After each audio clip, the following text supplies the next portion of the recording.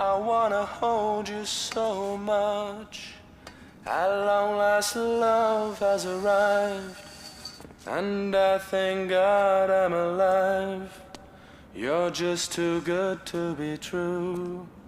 Can't take my eyes off of you. Heath Ledger remembered.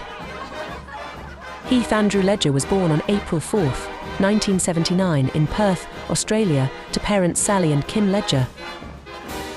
Ledger's breakout role came in 1999 with 10 Things I Hate About You, where his charisma and talent captivated audiences. Heath Ledger's career quickly soared with standout performances in A Knight's Tale and The Patriot. But it was his role as Ennis Del Mar in Brokeback Mountain that showcased Ledger's depth and earned him critical acclaim. It's one of the greatest films ever made. It's like Citizen Kane or Gone with the Wind, because it's going to change things. It's going to make everybody think differently about the topic, which is homosexuality. About something which I know a lot about, but I didn't think you did. But your performance certainly you should say something. I'm talking too much. No, keep going. No, I think it'll be entertaining enough. Right. Keep talking. In 2009, Heath Ledger posthumously won the Academy Award for Best Supporting Actor for his haunting portrayal of the Joker in The Dark Knight.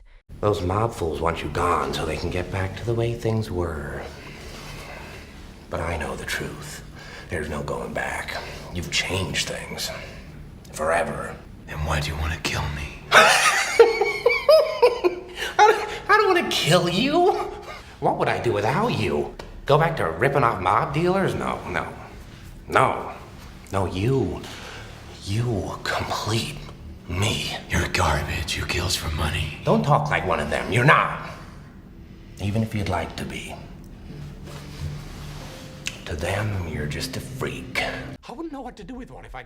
Despite his success, Ledger battled inner demons and struggled with insomnia and anxiety. Tragically, on January 22, 2008, Heath Ledger passed away due to an accidental overdose of prescription medication.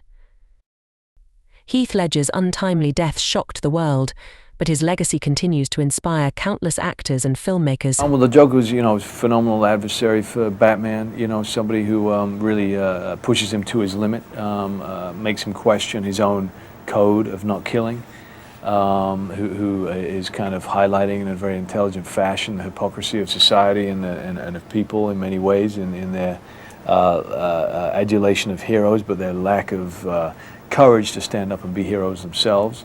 Heath completely immersed himself in that, and it's very easy every time you're working with somebody who really jumps fully into a character in the way that I like to as well. I get great satisfaction from working with them.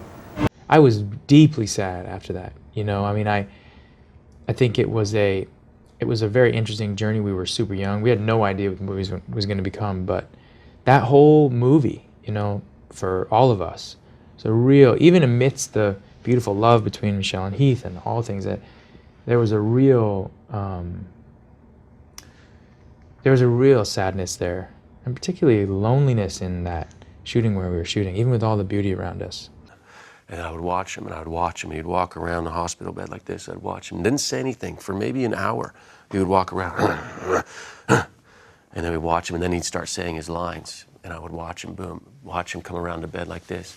And then all of a sudden my hand would go up like this, and he caught my hand. So we just went through this organic process of developing this scene, which was really nothing. And then when we came time to shoot, we had this thing beautifully choreographed, and we never said a word to each other. Wow. Yeah. And then it was a long day, and we walked out back to our trailers, and Heath was here, and I was walking, and he puts his hand on my shoulder, and he goes, "That's what acting's all about." Heath Ledger's passion, talent, and dedication to his craft ensure that his memory will live on forever in the hearts of movie lovers everywhere. Thank you for joining us in remembering the remarkable life and career of Heath Ledger. I think it's a real shame. I think it's immature, for one, really immature. But I think it's an incredible shame that people go out of their way to discuss or to voice their disgust, I should say, or negative opinions about the way two people wish to love one another. I mean, come on. I mean, at least voice your opinions on how two people show hate and violence and anger towards each other. Isn't that more important? I think so. So I don't know, and it doesn't really concern me. I think it's a shame, but I also feel that I also feel like it'll surprise people. It's not particularly a story. I mean, it's obviously about two men in love, and it's obviously gay themed, and it's very easily labeled. But unfortunately, people are very quick in life to label something that they're uncomfortable with. The pure fact of it is it transcends a label. It's human. It's a story of two human beings, two souls that are in love. It's like, get over the fact that there's two men. That's the point. The movie is not a story about an epidemic or a virus or something that can be cured in hospital. We're showing that love between two men is just as infectious and emotional and strong and pure as it is with heterosexual love. And if you can't understand that, then just don't go see the movie. It's okay. You know, we don't care. It's like, deal with it in your own private life. Don't voice it out, you know. It's like, we don't want to know, and it's really boring and old and whatever, you know. But we're very proud of it, and I think it's transcended that, you know, and so, you